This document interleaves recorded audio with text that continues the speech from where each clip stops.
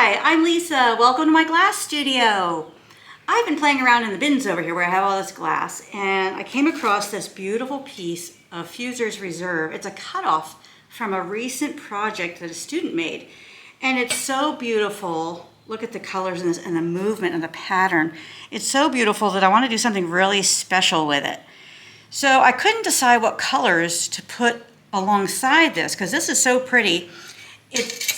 It's pretty, but it's also busy. And being busy, what that means is sometimes you need something that's kind of a neutral or a solid beside it so that this really shows off nicely and those other areas give the viewer's eye a place to rest. But I can't decide what color to put with this. I have this pretty kind of teal that I think looks really nice with it. I have white glass laid out here. I have a peacock opal. We tried this deep green with it, the transparent green, this, oh my goodness, a sherbety orange, burnt orange color. I even considered purple with it. I still don't know what color I'm going to put with this. I also have this pretty soft green, which I think is nice as well. So the cool thing about this type of glass is whatever color you put next to it, that's the color that kind of pops. So if you're not necessarily a fan of orange, if you stay away from the orange, these other colors will tone it down.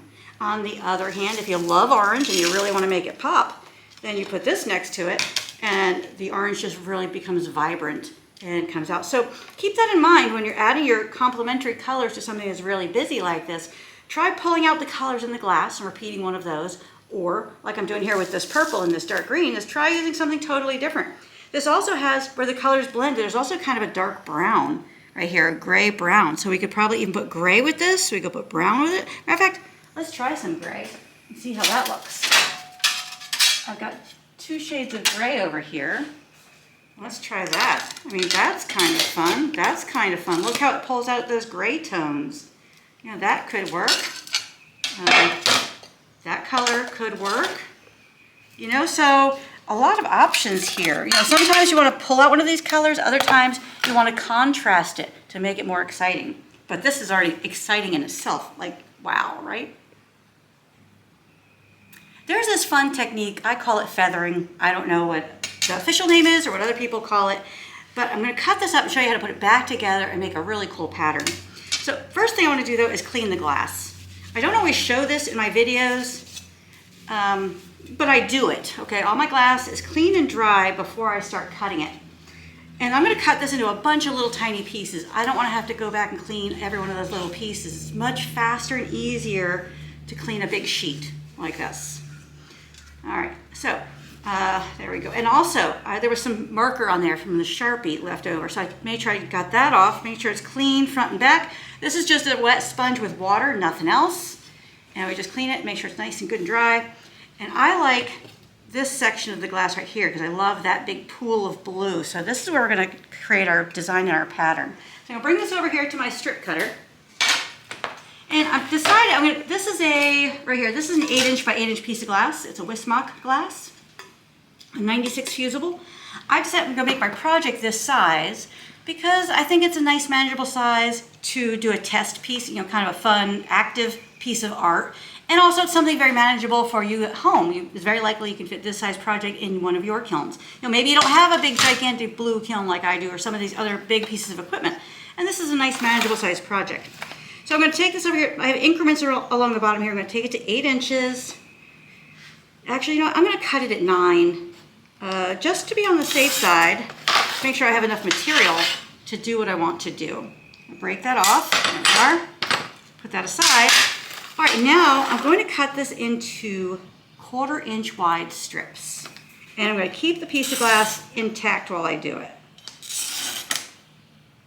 There we go. Keep it all together. Now the trick to this technique is to keep the glass pattern in the same orientation the entire time you're working with it. If you mix them up, other people may not notice, but you certainly will, and it'll bug you. It'll be like, you know, the fly on your paint or something or whatever. It's going to irritate you like crazy. So really try to keep these in the correct orientation the entire time you're building this. Now you could number the pieces. That would actually be a nice idea, but I'm not going to, because I can do this and I know you can too. All right, bunch of 1/4 inch pieces here. Just keep going, keeping that whole piece intact. Oh, I'm running out of room here. Okay, we're past 8. We'll just go ahead and do a couple more in case for some reason. I'm not really sure what reason, but we may need it. All right, so see how we've got all these score lines on there, all the way the full length of the glass, 1/4 inch apart. All right, now I take them. All right, so now I'm gonna take these pieces and put them on this tray so I can move them around without you worrying about, oh, there we go, perfect. Okay, so here's the tricky part. Keep them in the right orientation, don't mix them up.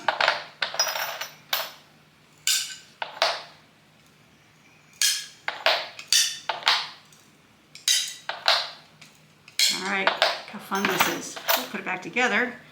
There we go. So now we really hope we had good contact with all of these score lines and nothing breaks. If it breaks on us, then it kind of makes the project not exactly the plan. It makes it something new. Niki says, there's nothing wrong. It's not bad. It's something new. There we go. Okay. All right, now let's straighten those out. We'll use this piece of glass to straighten them out. All right, now we're going to take these, I'm going to alternate them, every other one.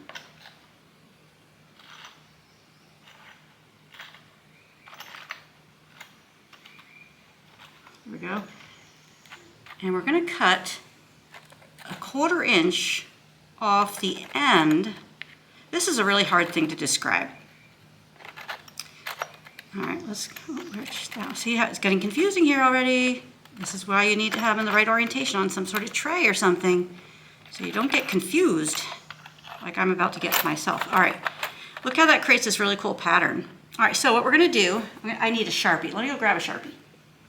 So I've got these laid out on this tray. I've moved them, shifted them, and I remember we cut a little bit extra, a little longer than necessary. So 8 inches, I think I like the pattern up here more than I like the pattern down here. I like the way it's shifting with that orange and green, kind of cool. So I think I might use from here to here to create my 8 inch block and not use those pieces. So I've moved them side to side. What we're gonna do is we're gonna cut off a 1/4 inch off the ends of all these pieces of every other one. And then on this side, we're gonna cut off a 1/4 inch from the opposite piece, or if that makes any sense, so that we get this cool shifting in the pattern. And just for kicks and giggles, let's go ahead and number these.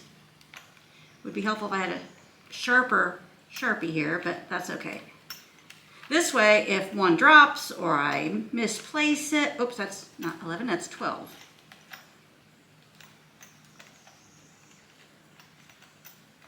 So we're going to number these. So if I misplace something, oops, I did 18 twice. Silly me.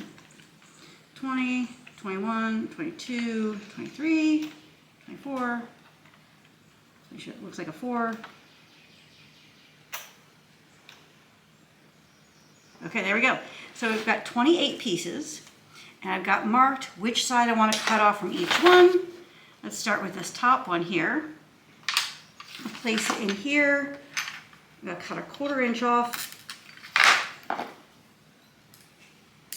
and put it back. Take this one.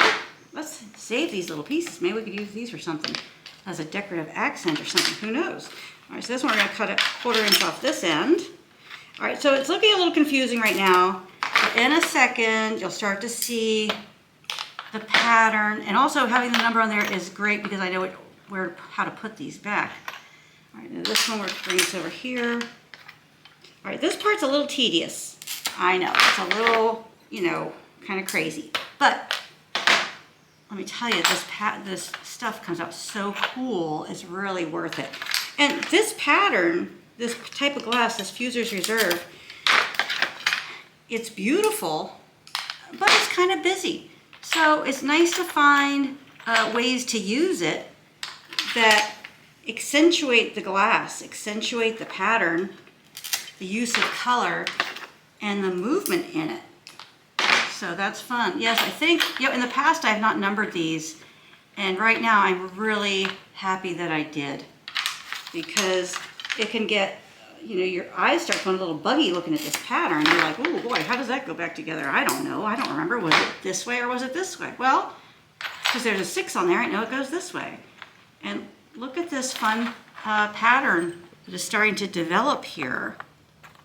See how it's shifting? It's cool. It's they have the same coloring, the same striations and everything, but we're creating this really fun kind of shift. Glitch.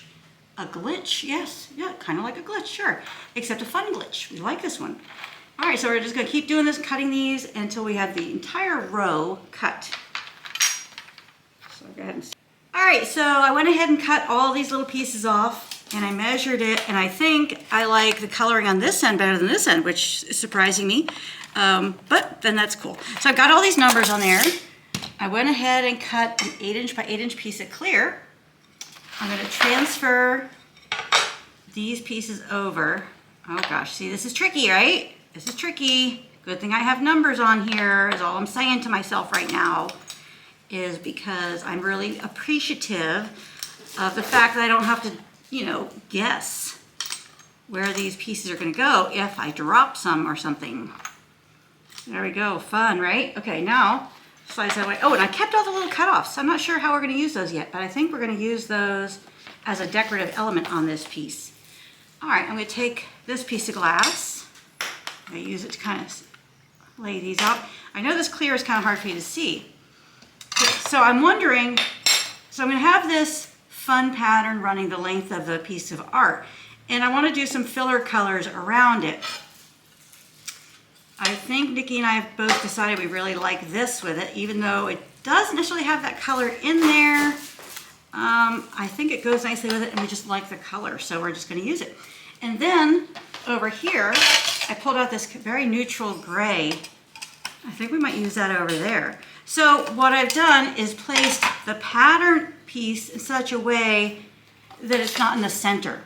You want to create some sort of tension by not put it smack dab in the center, then it's kind of not as exciting. So by moving it over, it gives us a little bit of tension, makes the piece more interesting. So I want to know what this dimension is here. All right, this is about 3 1/4. And this dimension right here, let's do 1.5 inches over here of this color. And then we'll see what's left. So we're going to cut this at 1.5 inches. Kind of fun just designing as you go and picking colors kind of as you go. In this direction, let's see if we like that. That's pretty wide, but that's all right. We're going to run with it. And then slide this over here and cut it at 8. When you're cutting straight stuff, it's really nice to have a jig. Oh, you know what I did not do is clean that. I'll clean that in just a minute. All right, it's really nice to have a jig so you can get really nice accurate cuts. Look how beautiful that is, right?